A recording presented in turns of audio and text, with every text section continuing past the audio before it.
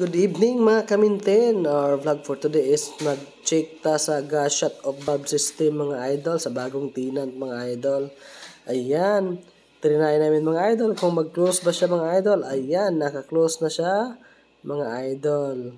Pag pindutin mo yung close, so ayan, naka-close siya mga idol, naka-close na. Tapos try natin i-open idol. Yan, automatic siya, naka-open. Yan po ang shut off system natin mga idol bagong install. Ayan, try natin mga idol ha. Yung ano natin ito mga idol. Yung tingnan natin kung may leak talaga. Talagang tutunog yan mga idol. Tapos mag-close yan automatic idol. Pag baho siya ng leak o gas leak detector. Ayan.